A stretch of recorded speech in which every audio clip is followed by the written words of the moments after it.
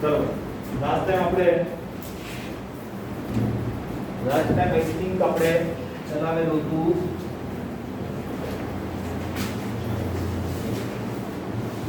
એટલે આપણે નર્સનું સમીકરણ ભણ્યા બરાબર અને નર્સના સમીકરણ ઉપરથી કેટલીક બાબતો પણ આપણે જોઈ બરાબર ત્યાર પછી બે બીજા સમીકરણો આવે છે આપણી પાસે નર્સના સમીકરણ ઉપરથી જ આપણે એને તારવીશું બરાબર એ બે સમીકરણો કરી અને ત્યાર પછી આપણે દાખલા ઉપર ચાલ્યા જઈશું બરાબર એક એક્સ્ટ્રા ટોપિક છે કે જેને આપણે છેલ્લે ભણીશું એ છે સાંદ્રતા કોષ બરાબર સાંદ્રતા કોષ ટેક્સ્ટ બુક ની અંદર નથી પણ આપણે એને ભણીશું એક્સ્ટ્રા ની અંદર બરાબર તો બીજા બે પ્રશ્નો લેતા પહેલા કેટલીક નોંધ છે તો એ નોંધની પહેલા એક માહિતી લઈ લઈએ નોંધની અંદર 3 પોઈન્ટ છે ખાસ કરીને પહેલો પોઈન્ટ બરાબર નર્સનું સમીકરણ ભણી ગયા છે નર્સનું સમીકરણ શું છે એ પણ આપણને હવે ખબર છે E cell is equal to E0 cell minus બરાબર RT upon NF એટલે ડેનિયલના કોષ માટે જો આપણે લખીએ તો Zn+2 ભાગ્યા Cu પ્લસ આ રીતે થશે હવે જોઈએ હવે આની અંદર પહેલો પોઈન્ટ શું છે તો કે ભાઈ કોષ પ્રક્રિયાને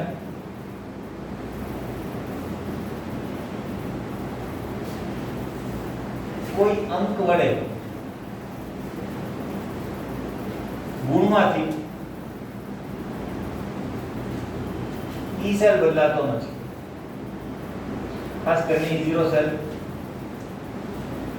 બદલાતો નથી બરાબર E0 સેલ કે E સેલ બંનેની વાત કરીએ છીએ પણ મેં E0 સેલ લખ્યું છે એક વાક્ય માટે બરાબર E સેલ કે E0 સેલ એ તમે કોઈ સમીકરણને 2 વડે ગુણો 4 વડે ગુણો એનાથી બદલાય નહીં એટલે ડેનિયલના કોષનું સમીકરણ હતું મારી પાસે બરાબર એની અંદર જો હું એને 2 વડે ગુણી નાખું માનો Zn + Cu + 2 gives Zn + 2 + Cu આ હતું કે નહીં આના માટેનું સમીકરણ ઉપર છે જ બરાબર આમાં કેટલા ઇલેક્ટ્રોનનો વિનિમય થાય છે 2 ઇલેક્ટ્રોનનો વિનિમય થાય છે કે નહીં હવે કોઈને એમ થાય મારે 2 વડે ગુણી નાખું તો એના લીધે E0 સેલ પણ ના બદલાય E0 સેલ તો અચલ જ છે બરાબર 1.1 વોલ્ટ ડેનિયલના કોષ માટે E સેલ પણ નહીં બદલાય તમે કહેશો સર એ બદલાય તો ક્યું બરાબર અહીંયા અલ્ટિમેટલી પેલું Kc જેવું છે એટલા માટે ત્યાં પણ ઘાત ચડી જશે કે નહીં વાત થઈ ગઈ છે આપણે બરાબર તો બદલાશે નહીં ભાઈ કારણ કે અહીંયા પેલા હતા 2 હવે કેટલા થઈ જશે 4 થઈ જશે હવે આ 2 ઘાત છે એને હોલ સ્ક્વેર લખાય કે નહીં ઘાતની ઘાત લોગમાં ક્યાં આવે આગળ આવે ઘાતની ઘાત જો આગળ આવે તો અહીંયા 2 આવશે 2 અને 4 પાછો એ 2 થઈ જશે કે નહીં ખબર પડી કે નહીં કે જે પહેલા શું હતું અહીંયા 2 જ હતા અને અહીંયા ઘાત હતી નહીં એનું એ થઈ ગયું કે નહીં બરાબર એટલે E સેલ પણ ના બદલાય E0 સેલ પણ નહીં બદલાય ક્લિયર તો આ વસ્તુ એક ખાસ ધ્યાનમાં રાખજો નેક્સ્ટ બીજું છે નર્સનું સમીકરણ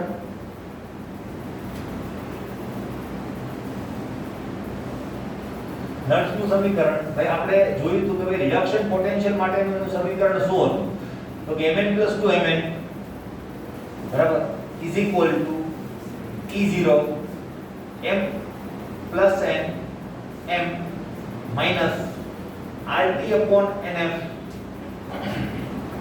ln 1 upon M plus N આ શું કે સૂત્ર આ લખ્યું બરાબર પણ માનો કે મારે ઓક્સિડેશન પોટેન્શિયલ મેળવવો હોય તો ઓક્સિડેશન પોટેન્શિયલ મેળવવા માટે પણ નર્સનું સમીકરણ યુઝ કરી શકાય એ થશે ઓક્સિડેશન પોટેન્શિયલ નો મતલબ મારે આવું લખવું પડશે કે નહીં +n બરાબર સિમ્બોલ હવે ખબર પડી ગઈ છે આપણને હે ને is equal to E0 M M plus N minus અહીંયા પણ oxidation RT upon NF ln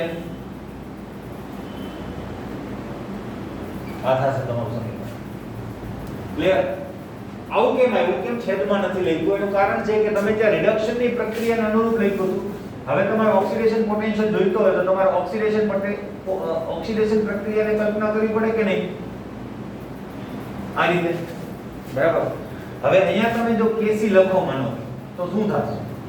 નિપજ ભાગા પ્રક્રિયા થાય કે નહીં? બરાબર આ જ રીતે થશે.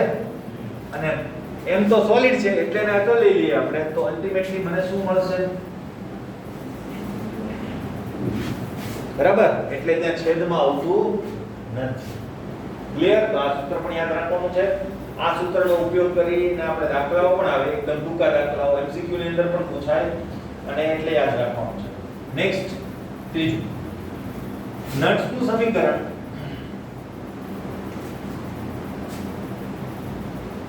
ભાઈ વિદ્યુત પોટેન્શિયલ માટે જે નટ્સનું સમીકરણ આ સૂત્ર પરથી તારવેલું હતું એ શું છે? તો કે E cell is equal to બરાબર E0 cell minus RT upon NF. હવે એને લોગમાં આપણે કન્વર્ટ કરી નાખીએ તો 2.303 RT upon NF થશે કે નહીં? તો 2.303 RT upon NF log શું થશે? માનો કે ડેનિયલ નો કોષ છે તો Zn+2 ભાગ્યા Cu+2. આ તો લખેલું હતું, નોંધમાં લખવાનું કામ શું?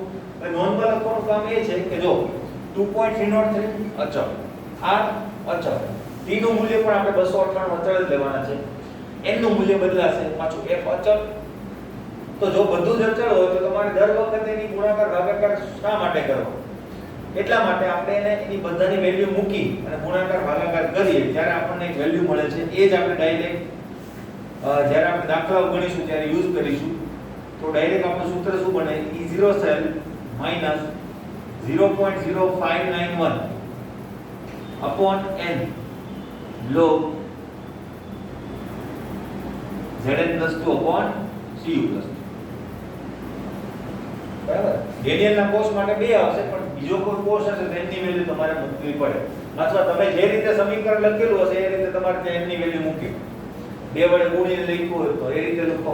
બરાબર? તમારે કઈ એમાં E cell માં ફરક પડશે, સૂત્ર બદલે છે.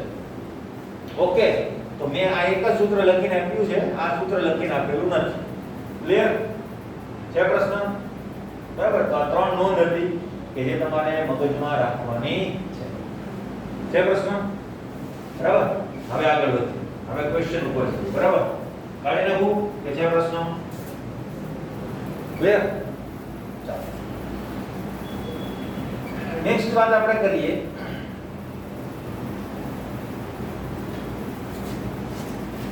હવે ક્વેશ્ચન ઉપર છે. પહેલો ક્વેશ્ચન આપણી પાસે આવે છે કે ભાઈ નટ્સના સમીકરણ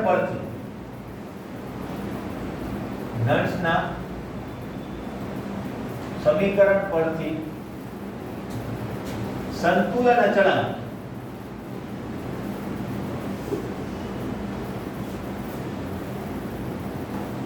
મેળવવાનું સૂત્ર તારો. બરાબર? એક અગત્યનો ક્વેશ્ચન થશે. બરાબર? 2 માર્કમાં પણ પૂછાય, 3 માર્કમાં પણ પૂછાઈ શકે, તો બરાબર આપણે ધ્યાન દેવાનું. ક્લિયર? તો જોઈએ એની અંદર છે શું. બરાબર? પહેલી વાત, હવે શરૂઆત કરીએ તો આપણે ડેનિયલના કોષનું જ ઉદાહરણ લઈશું, કારણ કે ઉદાહરણ તો લેવું પડશે, નહીં તો નટ્સનું સમીકરણ બનશે નહીં. બરાબર? તો ડેનિયલના કોષની અંદર પ્રક્રિયા કેવી થાય છે? ડેનિયલના કોષ માટે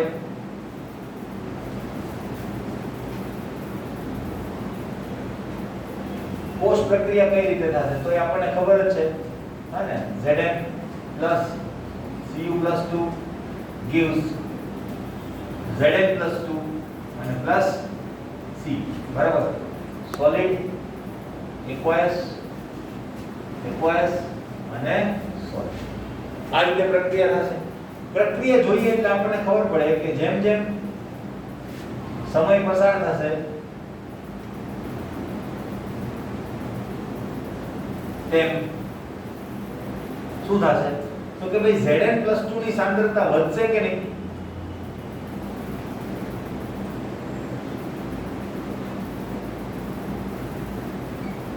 વધે. Zn+2 ની સાંદ્રતા વધે. એવી જ રીતે Cu+2 ની સાંદ્રતા ઘટે કે નહીં?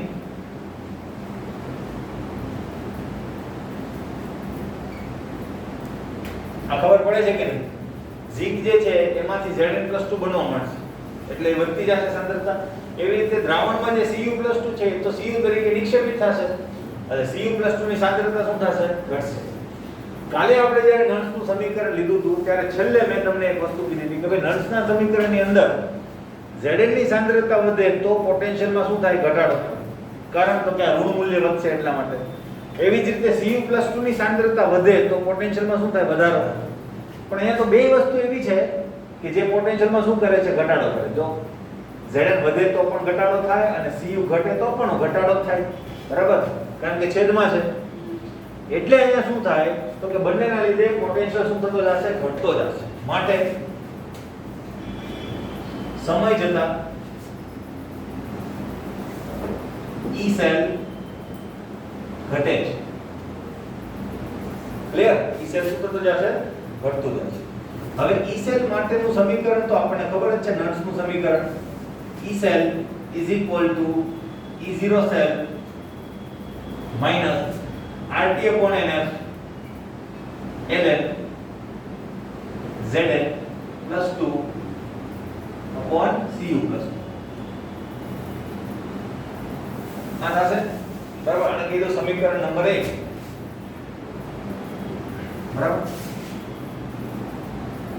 થોડા સમય બાદ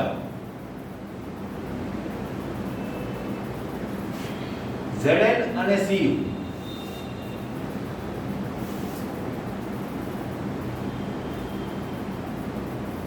ની સાંદ્રતા અચળ બનશે કે નહીં? અચળ બને છે. પછી એની સાંદ્રતામાં વધારો ઘટાડો તમને જોવા મળશે નહીં. બરાબર? એનો મતલબ પ્રક્રિયા શું થઈ ગઈ છે? હવે સંતુલિત થઈ ગઈ છે. બરાબર? આ સ્થિતિને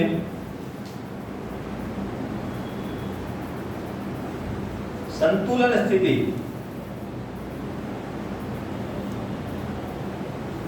કહે છે. ખબર પડી? ક્યારે? ગેલ્વેનોમીટરમાં આવર્તન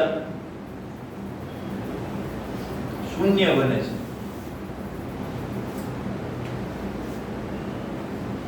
ત્યારે ગેલ્વેનોમીટરમાં આવર્તન કેવું થઈ જશે? 0. ખબર પડી? એનો મતલબ E સેલ શું થઈ જશે? 0. એનો મતલબ શું થાય? E સેલ = 0.0 વોલ્ટ થઈ જશે. તો સમીકરણ 1 ઉપરથી આપણે શું કહી શકીએ? સમીકરણ 1 પરથી શું થશે?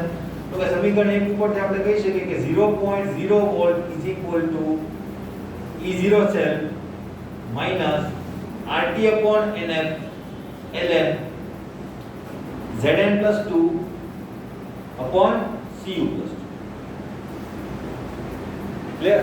હવે E સેલ ને આ બાજુ લઈ આવું એટલે માઈનસ થઈ જશે. માઈનસ માઈનસ તો ઉડી જવાના છે. તો શું મળશે મને? E સેલ = આ માઈનસ છે એટલે શું થઈ જશે? પ્લસ થઈ જશે કે નહીં? બરાબર? તો મને મળશે RT upon NF ln Zn+2 upon Cu+.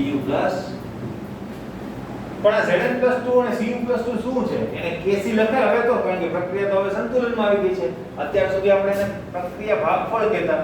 હવે તો સંતુલિત પ્રક્રિયામાં આપણે ડાયરેક્ટ લખી શકીએ. પરંતુ Zn+2 upon Cu+2 = શું લખીએ આપણે? Kc. બરાબર? તો Kc લખી નાખીએ તો આ સમીકરણની અંદર પાછું ln ને લોગમાં પણ આપણે ફેરવી દઈએ તો યુઝેબલ સમીકરણ આપણને મળશે. માટે શું થશે આપણી પાસે? E cell E0 cell = 2.303 RT upon NF log Kc. આ જે સમીકરણ આપણને મળ્યું, સમીકરણ નંબર આપણે કહી દઈશું 3. બરાબર ને? આને કહી દઈએ નંબર 2. બરાબર? તો આ જે સમીકરણ 3 મળ્યું એ સંતુલન અચળાંક મેળવવા માટેનું સમીકરણ થશે કે નહીં? બરાબર? તો એક આ સમીકરણનો ઉપયોગ કરીને આપણે ખાસ સંતુલન અચળાંક મેળવીશું. બીજું આપણે જ્યારે યુઝ કરીશું ત્યારે RT upon n એ બધાનો વહીવટ કરીને 0.0591 લખી શકીશું કે નહીં? તો આપણે જ્યારે યુઝ કરીશું એને ત્યારે આપણે એ જ સમીકરણ લખીશું 0.0591 upon n. n is equal to વિનિમય પામતા ઇલેક્ટ્રોનની સંખ્યા. ઓકે, છે પ્રશ્ન આની અંદર એકદમ સિમ્પલ એક સમીકરણ આપણે ક્લિયર. હવે નેક્સ્ટ બીજો પ્રશ્ન છે એ છે ગિબ્સ મુક્ત ઊર્જા માટે. બરાબર, બીજો પ્રશ્ન આપણે જો લખીએ તો શું છે? ગિબ્સ મુક્ત ઊર્જા, ગિબ્સ મુક્ત ઊર્જા બરાબર અને વિદ્યુત કોષ પોટેન્શિયલ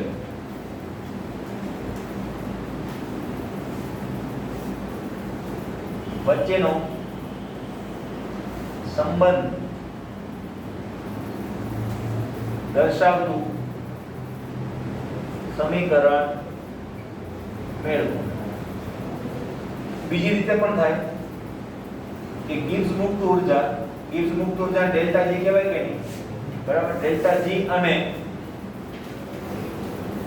G અને સંતુલન અચળાંક વચ્ચે સંબંધ દર્શાવતું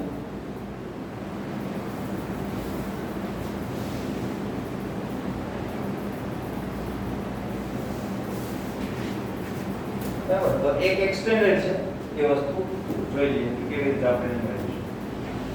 જો હવે ગિબ્સ મુક્ત ઊર્જા અને વિદ્યુત કોષ પોટેન્શિયલ. ગિબ્સ મુક્ત ઊર્જા 11મા ધોરણની અંદર આપણે એક વિધેય ભણ્યા હતા, એ જ છે ગિબ્સ મુક્ત ઊર્જા. ગિબ્સ મુક્ત ઊર્જાના બે ખાસ અગત્યના કામ. એક કામ તો કોઈ પણ પ્રક્રિયા આપમેળે થશે કે નહીં થાય તે શોધીને આપી દે આપણે. બરાબર, એ થશે કે નહીં થાય કેવી રીતે ખબર પડે? તો કે ડેલ્ટા G નું મૂલ્ય જો ઋણ મળે તો પ્રક્રિયા આપમેળે થશે, સ્પોન્ટેનિયસ રિએક્શન હશે. અને બીજું કામ જે છે એ છે ઉપયોગી કાર્ય કેટલું થશે તે. કોઈ પણ પ્રક્રમમાંથી કેટલું કાર્ય મેક્સિમમ લઈ શકાશે એનું મૂલ્ય તમને ડેલ્ટા G આપી દે. જેટલું ઋણ મૂલ્ય વધારે ડેલ્ટા G એટલું કાર્ય તમને વધારે પડતું.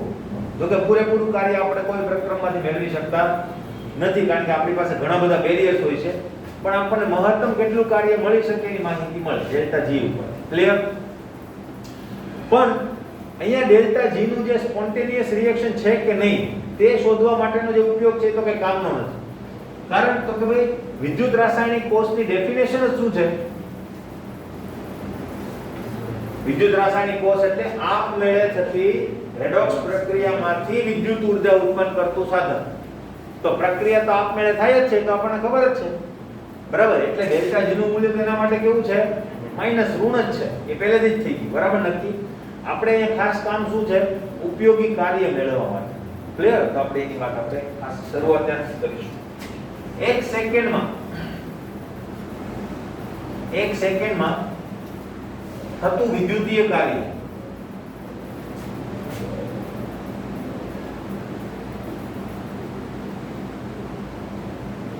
કેટલું હશે? 1 સેકન્ડમાં થતું વિદ્યુતીય કાર્ય કેટલું હશે? તો એના માટેની ફોર્મ્યુલા શું છે? તો થતું વિદ્યુતીય કાર્ય એ કોષ પોટેન્શિયલ અને પસાર થતા વિદ્યુત ભારના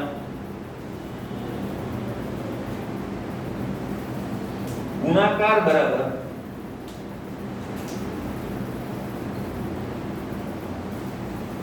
હોય છે. ક્લિયર? બરાબર, આ આપણું બેઝિક સ્ટેટમેન્ટ છે. આપણે આનો ઉપયોગ કરીને સૂત્ર લખીશું. બરાબર, હવે કોઈ પણ પ્રક્રમમાંથી મેક્સિમમ કાર્ય ક્યારે મળે? કોઈ પણ પ્રક્રમમાંથી મેક્સિમમ કાર્ય મેળવવા માટે એ પ્રક્રમને પ્રતિવર્તી રીતે આપણે કરવું જોઈએ. બરાબર, પ્રતિવર્તી રીતે એટલે બહુ ધીમે ધીમે. પ્રતિવર્તી પ્રક્રમની ડેફિનેશન આપણને ખબર છે, 11th ની અંદર આપણે ભણી ગયા છે. શું હતી? કોઈ પણ પ્રણાલીની અવસ્થા ખૂબ જ ધીમા વેગથી બદલાતી હોય તેની અંદરના જે વિધેયો છે એના વિધેયોના મૂલ્યો લગભગ અચળ માલુમ પડતા હોય તેવા પ્રક્રમને આપણે શું કહીએ છીએ? પ્રતિવર્તી પ્રક્રમ. બહુ ધીમે ધીમે તમે પ્રક્રિયાને આગળ વધારો તો તમને એની અંદરથી મેક્સિમમ કાર્ય જોવા મળે કે જેની ગણતરી પણ તમે કરી શકો. બરાબર, તો પ્રતિવર્તી પ્રક્રિયા માટે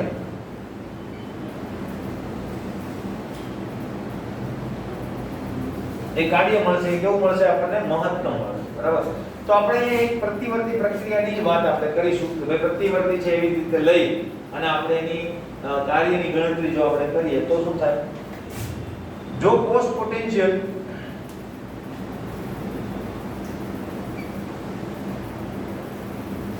ઈ સેલ જેટલું હોય, બરાબર, બીજ પ્રમાણે અંદર લખેલું છે ઈ સેલ, બરાબર, તથા પસાર થતો વિદ્યુત ભાર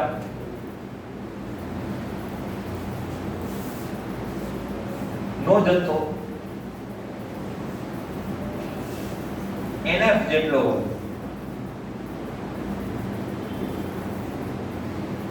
તો delta G is equal to તમને મળશે NF E સેલ, સમીકરણ નંબર 1. કેવી રીતે? તો ભાઈ જો પોટેન્શિયલ છે, વિદ્યુત ભાર છે, તેનો ગુણાકાર એ શું થાય? વિદ્યુતીય કાર્ય, ને વિદ્યુતીય કાર્ય જ કોના જેટલું હશે? આપણે ડેલ્ટા G જેટલું, કારણ કે delta G is equal to W max આપણે જોઈ ગયા છે.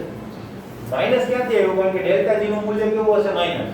એટલે જ્યારે આની વેલ્યુ મૂકશો એટલે માઈનસ માઈનસ ઉડી જશે, કેવું થઈ જશે? પ્લસ. ક્લિયર?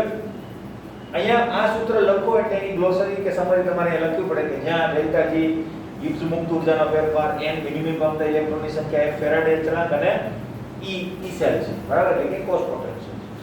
ઓકે, વિદ્યુત ભારનો જથ્થો કેવી રીતે માપવામાં આવે? ભાઈ વિદ્યુત ભારનો જથ્થો છે ને, આગળ ઉપર આપણી પાસે એક સેન્ટેન્સ આવશે અથવા એક ઇક્વેશન આવશે, એનાથી માપી શકીએ. q = it, બરાબર. આની મદદથી તમે વિદ્યુત ભારનો જથ્થો માપી શકો. q = it ની જે વેલ્યુ છે એ કુલમમાં આવશે. તમારે જો ફેરાડેમાં જોતી હોય તો એને 96500 અથવા તો 96487 વડે શું કરવું પડે? ભાગવું પડે. ત્યારે તમને જે વેલ્યુ મળશે એ વેલ્યુ શેમાં મળશે? ફેરાડેમાં મળશે. તો એ જ વેલ્યુ અહીંયા લેવાની છે તમે, NF બરાબર. ક્લિયર? બરાબર. તો આ વસ્તુ થઈ ગઈ કે ભાઈ આ વિદ્યુત ભાર ક્યાંથી આવે. બાકીનું જે I છે, I શું છે? એમ્પિયર છે, બરાબર. એ એમ્પિયરમાં આવશે તમારે વિદ્યુત પ્રવાહમાં, અને પોટેન્શિયલ જે છે શેમાં હશે? આપણી પાસે વોલ્ટમાં હશે. Okay, clear? તો આ થઈ ગઈ વાત. હવે આ જે વેલ્યુ છે એની અંદર થોડું ફંડામેન્ટલ આપણે જો જોઈએ તો ડેલ્ટા G જે છે, બરાબર, એ શું છે? એ માત્રાત્મક ગુણધર્મ છે,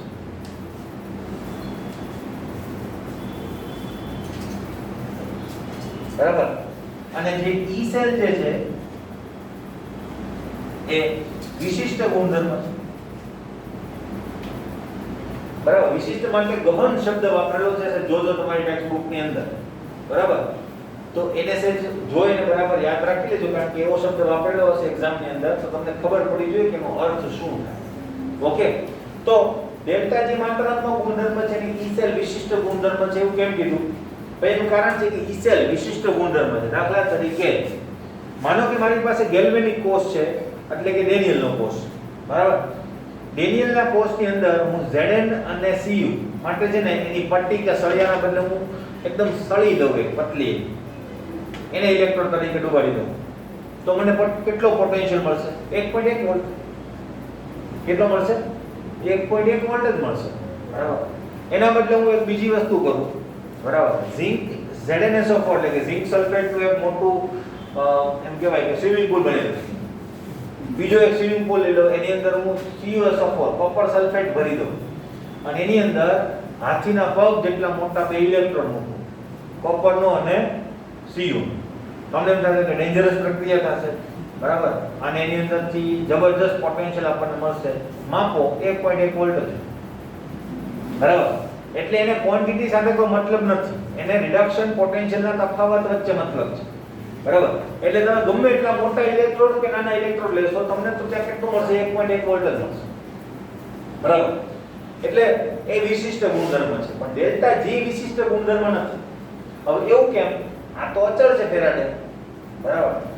તો E સેલ ના બદલે ડેલ્ટા G કેમ વિશિષ્ટ કેવી રીતે બને, બરાબર? તો અલ્ટિમેટલી જો તમે સળી ડુબાડેલી હશે તો સળીની અંદર રાસાયણિક પ્રક્રિયાઓ થઈને 1.1 વોલ્ટ વોલ્ટેજ મળશે, પણ થોડીક વારમાં તરત જ સળી ઓગળી જશે, ઝીંકની. ત્યાં પાવર કટ થઈ જશે અને પોટેન્શિયલ કેવો થઈ જશે? 0, બરાબર. એટલે તમને એમાંથી જે પ્રવાહ મળે છે પ્રવાહ બહુ લાંબો સમય સુધી મળશે નહીં, એટલે વીજભારનો જથ્થો કેવો હશે? ઓછો. એટલે આના મુજબ તમે ગણતરી કરશો તો સમય જ ઓછો પસાર થશે ત્યાં, બરાબર. એટલે અલ્ટિમેટલી વિદ્યુત પ્રવાહનો જથ્થો જે છે વિદ્યુત ભાર એ કેવો મળશે તમને? ઓછો. ક્લિયર?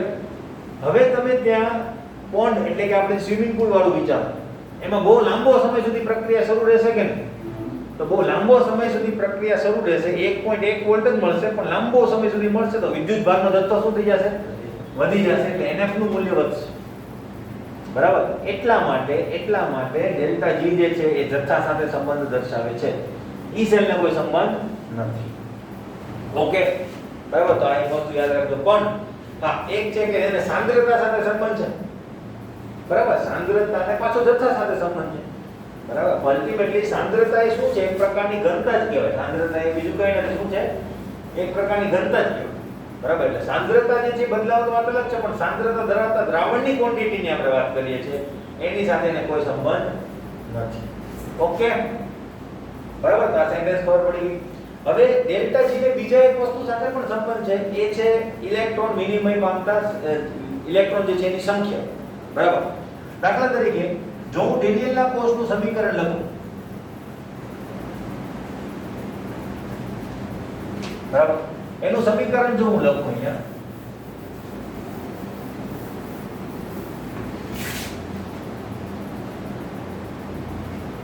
તો આ સમીકરણ થશે કે નહીં? Zn plus Cu plus 2 plus Zn plus 2 sorry gives Zn plus 2 અને plus C, બરાબર. solid aqueous અને solid. હવે આના માટે n ની વેલ્યુ કેટલી થશે? 2 ઇલેક્ટ્રોન થશે કે નહીં? બરાબર. તો આના માટે ડેલ્ટા G નું જે સૂત્ર છે શું આવશે? -2 Fe, બરાબર. આ સૂત્ર આપણી પાસે આવશે. આ જ સમીકરણને જો હવે 2 વડે હું ગુણી નાખું,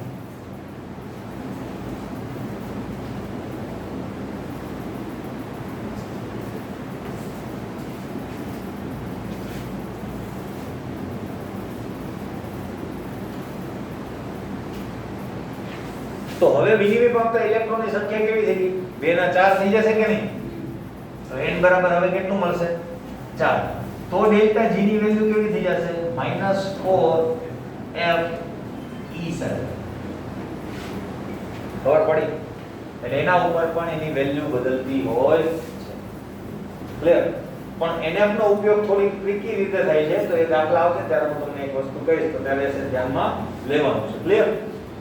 એક તો આ પોઈન્ટ થઈ ગયું. બીજો એક પોઈન્ટ ની જો આપણે વાત કરીએ, બરાબર, કે જો સાંદ્રતાને આપણે અચળ લઈ લઈએ, જો સાંદ્રતા 1 મોલર લેવામાં આવે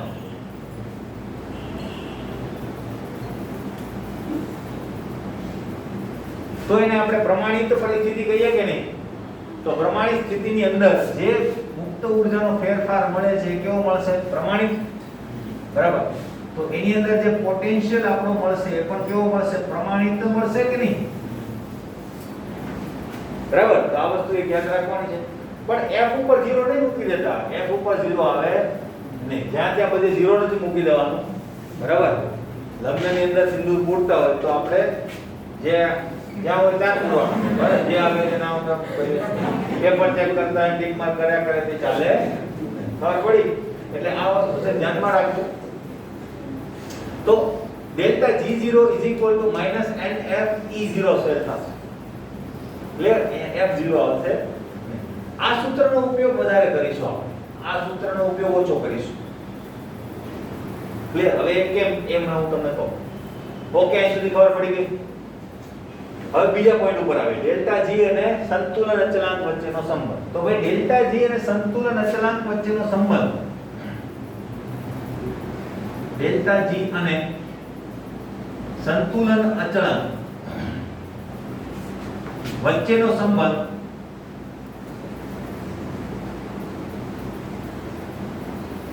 દર્શાવતું સૂત્ર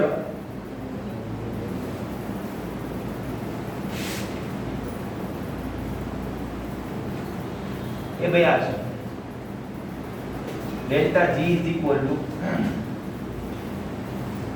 minus RT ln Kc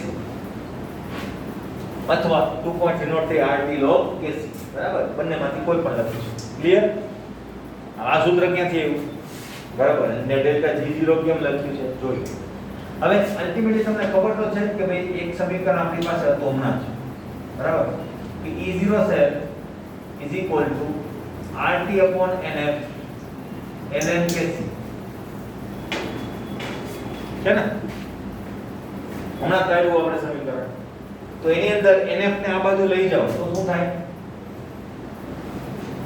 NF E0 cell is equal to RT ln Kc થાય કે નહીં હવે NF is equal to delta G પણ NF નહીં માઈનસ NF તો આને બંનેને માઈનસ વડે ગુણી નાખું બરાબર હવે અહીં ડેલ્ટા G હું લખી શકીશ delta G0 is equal to minus RT ln Kc તો આવી ગયું કે નહીં સૂત્ર બરાબર એટલે એની સૂત્રની તારવણી આના ઉપરથી છે બરાબર ભૂલ ના થાય ખાસ ધ્યાન રાખજો કારણ શું છે ખબર આ સૂત્ર ના સૂત્ર બે સેમ જેવા જ છે બરાબર અહીંયા માઈનસ નથી અહીંયા માઈનસ છે બરાબર તમે શું કરો ભૂલથી અહીંયા માઈનસ લખી નાખો કાં તો અહીંયા માઈનસ લખતા ભૂલી જાઓ બરાબર તો આન્સર જે છે એ ખોટો પડવાની શક્યતાઓ રહે ઓકે તો એક ખાસ ધ્યાન રાખજો બાકી સૂત્ર એકદમ સહેલું છે હવે ડેલ્ટા G0 નો ઉપયોગ શા માટે આ વધારે એ હું તમને કહી દઉં કારણ કે મોટા ભાગે આ બંને સૂત્રો છે ને એક સાથે યુઝ કરાવવા કે ભાઈ ડેનિયલના કોષમાં થતી રાસાયણિક પ્રક્રિયા માટે ગિબ્સ મુક્ત ઊર્જા શોધો અને તેના ઉપરથી સંતુલન અચળાંક મેળવો તો હવે તમને સંતુલન અચળાંક મેળવવાનું કે એટલે સંતુલન અચળાંકમાં તો G0 ફરજિયાત જોઈએ કારણ કે એમાં E સેલ તો હોય બરાબર ને કારણ કે E સેલ હોય તો તમારો સંતુલન અચળાંક લખાય નહીં તમે જો અહીં E સેલ લખવા જાઓ તો એ સંતુલન અચળાંક ના લખી શકો કારણ કે જ્યાં Kc લખો ને એટલે E સેલ 0 થાય એટલે તો વારંવાર કે તો કઈ QC કહેવાય ખરે પ્રક્રિયા ભાગ પર એટલે તમારે ફરજિયાત શું લેવું પડે E0 સેલ જ લેવું પડે તો જ તમે ડેલ્ટા G ઉપરથી સંતુલન અચળાંક સુધી પહોંચી શકો બરાબર એટલા માટે અહીંયા ડેલ્ટા G0 જ ફરજિયાત હોય એટલા માટે તમને મોટા ભાગે 99.99% કેસીસ ની અંદર અહીંયા તમને શું આપે પ્રમાણિત મુક્ત ઊર્જાનો ફેરફાર જ આપે એટલે તમારે E0 સેલ શું લેવાનું હોય પ્રમાણિત જ લેવાનું હોય એટલે કે અચળ જ લેવાનું હોય ડેનિયલના કોષ માટે 1.1 નહીં તો તમારે શું કરવું પડે E સેલ માટે આ સૂત્રની મદદથી E સેલ શોધવું પડે પછી મૂકવું પડે બરાબર પણ મોટા ભાગે એ પ્રક્રિયા કરાવડાવશે નહીં એવો એક જ આપણો ટેક્સ્ટ બુકમાં તો નથી બરાબર એટલે તમારે આ સૂત્રનો જ ઉપયોગ વધારે કરવો પડશે કારણ કે આ સૂત્ર સાથે કોરિલેટ કરે છે માટે ઓકે બરાબર તો અહીંયા સંતુલન અચળાંક વાળો પોર્શન પણ પૂરો આ પોર્શનને બરાબર લખીને તૈયાર કરજો કારણ કે આની અંદર કન્ટેન્ટ દર વખતે નવું આવે એટલે આમાં ફેક્ચ્યુઅલ ડેટા વધારે નર્સના સમીકરણમાં તમારે બહુ વાંધો ના આવે કારણ કે એક સમીકરણ ઉપર બીજું બીજા ઉપર ત્રીજું ત્રીજા ઉપર ચોથું છેલ્લે શું આવવાનું એ આપણને ખબર હતી આની અંદરથી તમારે જોવું પડે કે હવે મારે કયા ટોપિકની ડિસ્કશન કરવાનું છે પહેલા મેં વ્યાખ્યા લખી પછી પ્રતિવર્તી પ્રક્રિયા વાળો મુદ્દો આવ્યો પછી આ સાંદ્રતા વાળો મુદ્દો આવ્યો બરાબર ત્યાર પછી આગળ કરતા એ કયો ડેટા મારે આપવાનો છે એ તમારે વિચારવો પડે અને આ ક્વેશ્ચનને તૈયાર કરવા થોડાક અઘરા બરાબર લખીને તૈયાર કરો ક્લિયર કારણ કે કયું ફેક્ટ હવે આપવાનું છે એ તમને યાદ નહીં આવે પહેલામાં યાદ આવી છે નર્સના સમીકરણમાં પ્રોબ્લેમ થાય પણ એ મોસ્ટ એમપી છે આ એટલો બધો એમપી નથી પણ આ પાછો ઘણીવાર પૂછાય છે 2 માર્કમાં કે 3 માર્કમાં ઓકે આના ઉપરના દાખલાઓ તો આવશે દાખલાઓ માટે આપણી પાસે કેટલા સમીકરણો છે અત્યારે એક તો જો આ સમીકરણ છે બરાબર એક આ સમીકરણ આવ્યું અને એક પાછું આ સમીકરણ અને આ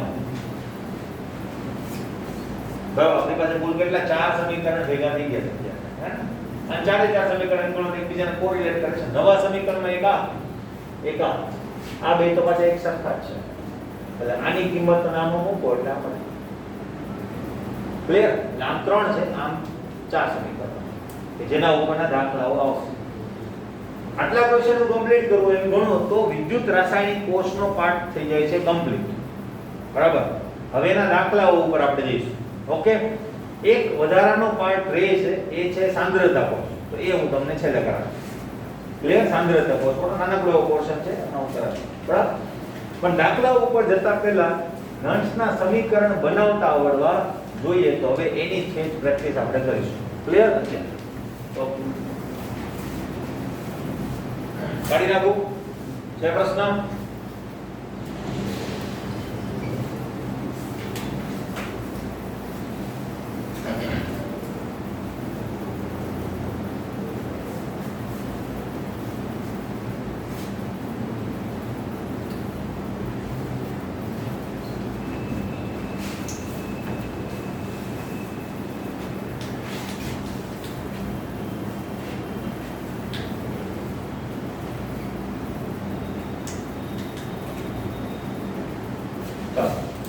ત્યાર પછી હવે કેટલાક એક્સ્ટ્રા દાખલાઓનો મતલબ ક્વેરી છે એમસીક્યુ ના પોઈન્ટ ઓફ વ્યૂ થી. એમસીક્યુ ની અંદર તમને ઘણી બધી વાર પૂછાશે, ઘણા બધા એવા પ્રશ્નો તમારી સામે આવશે જેની અંદર એવું હશે કે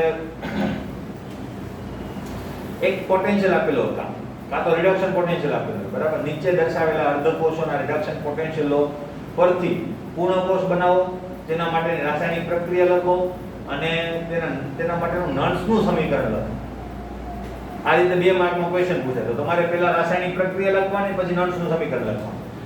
એમસીક્યુ માં ડાયરેક્ટ પૂછે, કોઈ કોષનું સાંકેતિક નિરૂપણ આપી દીધું હોય અથવા અર્ધકોષોના રિડક્શન પોટેન્શિયલ આપી દીધા હોય ને એમ કે ભાઈ આ 2 અર્ધકોષો વડે બનતા પૂર્ણ કોષ માટેનું નન્સનું સમીકરણ નીચેમાંથી કયું સાચું છે? બરાબર? તો મોસ્ટ આઈએમપી પોર્શન છે અને પૂછાય છે દર વખતે, બરાબર? એટલે નન્સનું સમીકરણ તમારું ફ્રીમાં લઈ જાય. ક્યાં તો એનો દાખલો આવી જાય, ક્યાં તો એની થિયરી આવી જાય, ક્યાં તો એનો એમસીક્યુ આવી જાય, બરાબર? એટલે મોસ્ટ આઈએમપી સમીકરણ છે. ક્લિયર? ઓકે, તો જોઈએ. ચાલો, શું કહેવા માંગે છે? તો કે નીચેના માટે નન્સ નું સમીકરણ આપો. નન્સના સમીકરણની એક સ્ટાન્ડર્ડ પ્રોસેસ શું છે? પહેલા રાસાયણિક પ્રક્રિયા લખો અને ત્યાર પછી નન્સનું સમીકરણ મૂકો. બરાબર? એ સ્ટાન્ડર્ડ પ્રોસેસ છે. ઓકે, તમારે બધાને પહેલા એ જ ફોલો કરવાની છે, ટ્રીક ડાયરેક્ટ ઉપયોગ કરવાની નથી. હવે નન્સના સમીકરણની અંદર આપણે જો વાત કરી તો શું થશે જોઈ જો. નન્સના સમીકરણનું જો આપણે પ્રયત્ન કરી તો પહેલું તમને નન્સનું સમીકરણ એટલે કે એક રાસાયણિક કોષ આપું છું, નિકલ +2 ક્ષાર સેતુ Ag+ અને Ag, બરાબર? સોલિડ એક્વાયસ અને સોલિડ. હવે આના માટેનું નન્સનું સમીકરણ તમારે મેળવવું છે તો તમારે પહેલા રાસાયણિક પ્રક્રિયા લખવી જોઈએ. જ્યારે તમે રાસાયણિક પ્રક્રિયા લખો એમ કે 2 માર્કની અંદર માનો કે પ્રશ્ન પૂછાય તો તમારે એનોડની પ્રક્રિયા, કેથોડની પ્રક્રિયા અને પછી કુલ પ્રક્રિયા લખવાની. ડાયરેક્ટ કુલ પ્રક્રિયા આપવાની નહીં. આવડતી હોય તો પણ નહીં આપવાની, બરાબર? કારણ કે માર્ક્સ આપણા સ્ટેપ બાય સ્ટેપ આવશે, બરાબર ને? એટલે એમાં માર્ક્સ નહીં તો કપાશે ક્યારેક. ઓકે, એટલે તમારે કુલ પ્રક્રિયા આપતી વખતે જો કે માનો કે તમને ડાયરેક્ટ નન્સનું સમીકરણ પૂછ્યું છે તો ડાયરેક્ટ પ્રક્રિયા પણ લખતા આવડવી જોઈએ. એટલી પ્રેક્ટિસ પણ આપણી હોવી જોઈએ. એટલે સમય બચે, બરાબર ને? પ્રેક્ટિસ કરશો તો સમય બચશે. હવે એમાં ડાયરેક્ટ પ્રક્રિયા કેવી રીતે લખી શકાય? જો જ્યારે કોષની અંદર ધન આયનો દેખાતા હોય ખાલી તો સમજી લેવાનું કે અહીંયા છે ને નોર્મલ કોષ છે. નોર્મલ કોષની અંદર શું હોય તો તમારી પ્રક્રિયાઓ છે ને આમ જ થતી હોય. ધન આયનો વખતે મોટા ભાગે પ્રક્રિયાઓ આ જ પ્રકારની થશે. ક્લિયર? સીધી. આ પ્રક્રિયાનો મતલબ શું થાય મેં તમને કહી દીધું છે. કઈ ઓક્સિડેશન થશે, Ni માંથી Ni+2 બનતું હશે અને Ag માંથી Ag+ માંથી Ag બનતું હશે. ક્લિયર? સાદી પ્રક્રિયા. હવે એને લખવાની કેવી રીતે? ડાયરેક્ટ. તો કોષ પ્રક્રિયા જો હું લખું ડાયરેક્ટ, બરાબર? તમારે છે ને ઘણીવાર કોષ પ્રક્રિયાઓ પણ પૂછે, બરાબર? અને આપણે જે કાલનો પેપર છે ને એની અંદર પણ કોષ પ્રક્રિયાઓ હશે ને ભાઈ, કે ભાઈ નીચેમાં આ 2 અર્ધકોષો વડે કોઈ કોષ બને એની અંદર કઈ પ્રકારની કોષ પ્રક્રિયાઓ થતી હશે અથવા તો નીચેમાંથી કઈ કોષ પ્રક્રિયા સાચી છે, તો એવા પ્રશ્નો પણ હશે જ. તો ભાઈ એમાં શું થશે? ni માંથી ni + 2 તો કેવી રીતે લખવાનું જો હે ને શોર્ટકટ ni માંથી ni + 2 થાય જગ્યા છોડો અને સામે લખી નાખો ni પ્લસ બીજું શું હશે ag પ્લસ માંથી ag પ્લસ માંથી ag બની ગઈ રાસાયણિક પ્રક્રિયા નથી બની કારણ પડે ઇલેક્ટ્રોનનો વિનિમય સેમ કરવો પડશે એના માટે તમારે શું કરવાનું બે રીતો પહેલી રીત તો કેટલા ઇલેક્ટ્રોન ગુમાવે છે 2 તો સામે કેટલા મેળવવા જોઈએ 2 એક રીત બરાબર બીજી રીત તમારી રેડોક્સ પ્રક્રિયાના સંતુલન વાળી રીત એમાં શું કરતા તમે વીજભારનું સંતુલન કરતા પહેલા તત્વો સંતુલિત હોવા જોઈએ બીજું વીજભાર અહીંયા તત્વો તો સંતુલિત છે વીજભાર સંતુલિત નથી જો અહીંયા +2 આવે છે નિપજોમાં અને પ્રક્રિયકોમાં +1 આવે છે તો અહીંયા +2 કરવા માટે મારે શું કરવું પડશે 2 વડે ગુણવા પડશે અહીંયા 2 વડે ગુણો એટલે મારે અહીંયા પણ 2 વડે ગુણવા પડે તો એક આ રીત છે વધારે સહેલી રીત પેલી ઇલેક્ટ્રોન વાળી થશે ભાઈ 2 ઇલેક્ટ્રોન નિકલ ગુમાવે છે તો 2 ઇલેક્ટ્રોન સામે મેળવવા જોઈએ ઓકે તો થઈ ગયું હવે પ્રક્રિયા કમ્પ્લીટ હવે આના માટે જો નર્સનું સમીકરણ લખીએ નર્સનું સમીકરણ શું થશે તો ભાઈ જો નર્સનું સમીકરણ અહીંયા સુધી તો સેમ ટુ સેમ જ હશે E cell E0 cell minus હવે તમને લોગ વાળું આપેલું હોય ln વાળું પણ આપેલું હોય ને 0.0591 વાળું પણ આપેલું ત્રણેયમાંથી કોઈ પણ આપે હે ને તમારા બધા મોડે અને મગજમાં હોવા જોઈએ હું અહીંયા સાદું સમીકરણ લખું છું બરાબર RT/NF વાળું ln વાળું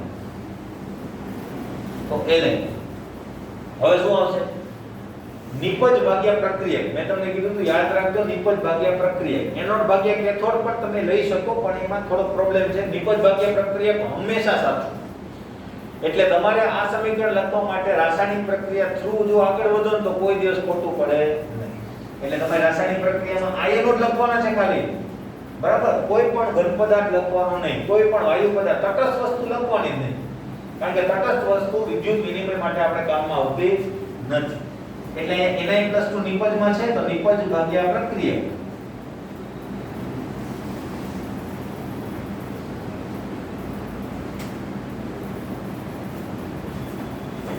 ઓકે જે પ્રશ્ન આ સમીકરણ પછી ટ્રીક પણ કહો કે સાદું ને ફટાફટ કેવી રીતે કરી શકાય આની સ્ટાન્ડર્ડ રીત બરાબર સ્ટાન્ડર્ડ માં પણ મેં જો એનોડની પ્રક્રિયા કેથોડની પ્રક્રિયા લખી નથી તમને રાસાયણિક પ્રક્રિયા લખવાની એક ટ્રીક મેં તમને કીધી બરાબર બીજો એક કોર્સ આપણે લઈ લઈએ બરાબર કોઈ પણ કોર્સ લઈએ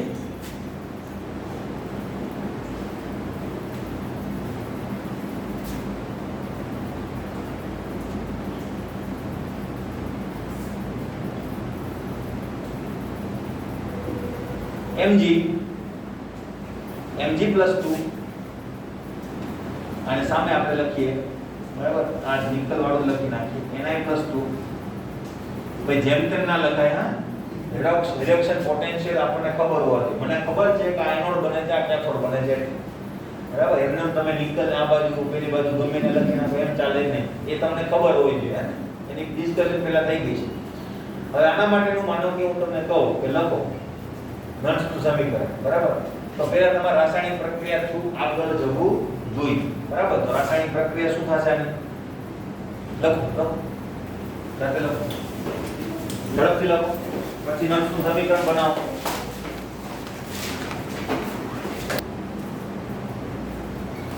હવે આની રાસાયણિક પ્રક્રિયા પહેલા શું થશે કોષ પ્રક્રિયા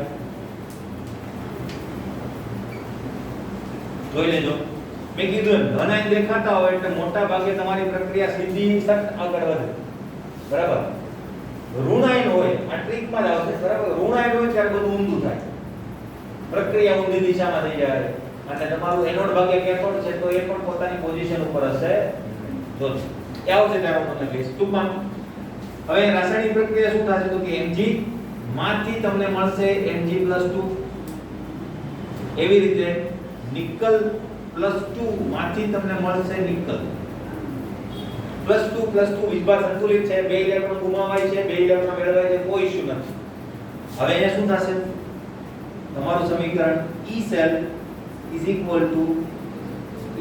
cell RT upon NF NN નિપજ ભાગ્યા પ્રક્રિયા Mg+2 અથવા તો એનોડ ભાગ્યા કેથોડ પણ કરી શકીએ આપણે Ni+2 ક્લિયર. હવે એ છે ને n ની વેલ્યુ પણ અગત્યની કે નહીં, બરાબર, કારણ કે 2 છે. હવે કોઈને મન થયું હોય, બરાબર, માનો કે અહીંયા જ મન થઈ ગયું અને મારે 2 વડે નથી ગુણવા, મારે 1/2 કરવો, તો ઇલેક્ટ્રોનનો વિનિમય કેટલો થઈ જાય? 1 થઈ જાય, બરાબર. એટલે અહીંયા પણ તમારે આ વસ્તુ પણ ખાસ અગત્યની કે n બરાબર અહીંયા 2 છે તો આ છે. જો n બરાબર 1 હોય તો અહીંયા ઘાતમાં શું હશે? અહીંયા 1/2 ઘાત હશે ને અહીંયા કંઈ નહીં. ક્લિયર? આ વસ્તુ પણ અગત્યની થશે. ઓકે, હવે નેક્સ્ટ તમને હું એક આપું છું, લખો ફટાફટ.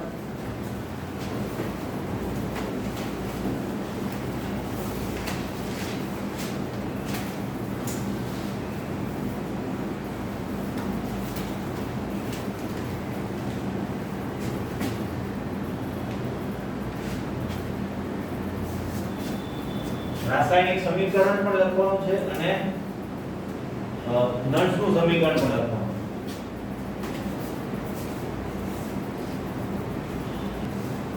પહેલા તો આની રાસાયણિક પ્રક્રિયા કેવી રીતે થશે એની વાત જો આપણે કરીએ, બરાબર, તો અહીંયા થોડીક ટ્રિકી વસ્તુ છે, કારણ કે એક જગ્યાએ ખાલી સહગુણક મૂકવાથી તમારું રાસાયણિક પ્રક્રિયા સંતુલિત નહીં થાય. કારણ કે ના 2 ને 3 બનાવી શકાય કે ના 3 ને 2 બનાવી શકાય, બરાબર. તો રાસાયણિક પ્રક્રિયા શું થશે? સમીકરણ આપણી રીત તો એની જ છે. જો ધન આયન બનતા હશે એટલે મોટા ભાગે પ્રક્રિયા આમ જ થતી હશે, પણ મેં તમને ત્યારે કીધું છે તમારે થોડુંક વિચારવાનું કે ભાઈ એનોડ છે તો ઓક્સિડેશન કોને કહેવાય? આમાંથી આ તો મેં મોટા ભાગે વાત કરી છે, બરાબર. આપણા પાસે ફંડામેન્ટલ પણ હોવું જોઈએ રિડક્શનમાં, પણ ધન આયન હશે તો મોટા ભાગે આમ જ પ્રક્રિયા થતી હશે. ઓકે, હવે આની અંદર હું જો લખવા જાઉં તો શું થશે? Mg માંથી Mg+2 Mg+2, બરાબર, અને પ્લસ Al+3 માંથી Al. ક્લિયર? અહીં બધે કાઉન્સ લખવાનો, સોલિડ, એક્વાયસ, બરાબર, અહીં એક્વાયસ અને સોલિડ. ક્લિયર? હવે અહીંયા 3, અહીંયા 2, હું અહીંયા 2 મૂકું તો પણ મેળ ના આવે, 3 મૂકું તો પણ મેળ ના આવે. એટલે આપણે શું કરતા રેડોક્સ ની અંદર 2 ને 3 વડે ગુણતા, 3 ને 2 વડે ગુણતા. એટલે 3 છે તો 2 વડે ગુણીએ તો અહીંયા પણ 2 મૂકવા પડે, અને 2 છે તો 3 વડે ગુણીએ તો અહીંયા પણ 3 મૂકવા પડે. આ રીતે રાસાયણિક પ્રક્રિયા લખાય અને એના ઉપરથી E cell. હવે એ પણ કઈ અઘરું નથી. E cell is equal to E0 cell minus RT upon NF. NF બરાબર શું થશે? 6F થશે કે નહીં? Ln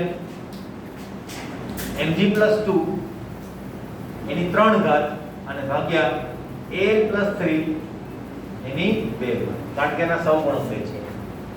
આ રીતે લખાય. ઓકે, હવે ડાયરેક્ટ માનો કે સમીકરણ તમને MCQ માં આપેલું છે તો થોડુંક તમે કેવી રીતે બતાવી શકે રાસાયણિક પ્રક્રિયા ના લખવી હોય તો એનોડ ભાગ્યા કેથોડ વાળો કોન્સેપ્ટ તમે યુઝ કરી શકો, બરાબર. માનો કે મારે આ પ્રક્રિયા જે છે એ લખવી નથી, રાસાયણિક પ્રક્રિયા ડાયરેક્ટ સમીકરણ લખવું છે આના માટે, તો કેવી રીતે તમે લખી શકો? ડાયરેક્ટલી પણ તમે લખી શકો. જો માનો કે આ સમીકરણ મને આટલું જ આપેલું છે, બરાબર, તો આનો E cell કેટલો થશે? E cell is equal to E0 cell minus RT upon NF તો થશે કે નહીં? બરાબર. હવે તમારે શું કરવાનું? એનોડ ભાગ્યા કેથોડ. એનોડ એટલે આ, કેથોડ એટલે આ, બરાબર. તો એનોડ ઉપરનો આયન લખવાનો થાય, કેથોડ ઉપરનો આયન લખવાનો થાય. તો એનોડ ભાગ્યા કેથોડ Ln એનોડ અને ભાગ્યા કેથોડ. આ થઈ ગયું રાસાયણિક પ્રક્રિયા. પછી તમારે શું કરવાનું? હજુ આ ખોટી છે ને, બરાબર. પછી તમારે ઉપર અને નીચે ઘાત અને વીજભાર બંનેનો ગુણાકાર સેમ થવો જોઈએ. તો જો અહીંયા કેટલો છે? 2 ગુણ્યા 1 2 થશે, અહીંયા 1 જ છે. તો તમે શું કરવાની કઈ કેવી ઘાત મૂકો જેથી કરીને તમારો વીજભાર સરખો થાય? તો 2 મૂકી દો, વાત પૂરી, બરાબર. અને અહીંયા જેટલો ગુણાકાર ઉપર નીચે આવતો એ તમારી જે વેલ્યુ છે એ અહીંયા આવશે. ઇલેક્ટ્રોનની વેલ્યુ એટલી જશે. અહીં કેટલું આવે છે? 2 આવે છે ને, તો 2 આવે. ખબર પડી ગઈ? બસ. માનો કે જો આ જ લખવું છે આપણને સૌથી વધુ રગ લેવામાં પડે બરાબર, તો એના માટે પણ ડાયરેક્ટ લખી કેવી રીતે શકાય, તો E cell is equal to E0 cell minus RT upon NF બરાબર, ln એનોડ ભાગ્યા કેથોડ, એનોડ ભાગ્યા કેથોડ. હવે એવી કંઈક વેલ્યુ મૂકો કે બંનેની ઘાત અને વીજભારનો ગુણાકાર સેમ થાય, તો એમ તો થશે નહીં ડાયરેક્ટ એક જગ્યાએ મૂકવાથી, એટલે 2 ને 3 વડે ગુણો, 3 ને 2 વડે ગુણો, થઈ ગયું. n ની વેલ્યુ શું આવશે તો કે 3 દુ 6 આવી ગયું કે નહીં બરાબર. કોઈ પણ પ્રકારની રાસાયણિક પ્રક્રિયા આપણે લખવી પડે નહીં. પણ આ વસ્તુ ક્યારે હેરાન કરે, જ્યારે ઋણ આયન હોય ત્યારે, વાયુમય ધ્રુવો હોય ત્યારે, તો ત્યારે શું કરવાનું એ આપણે જોઈશું કાલે. ક્લિયર? આજે હજુ પ્રેક્ટિસ કરીશું જાણો.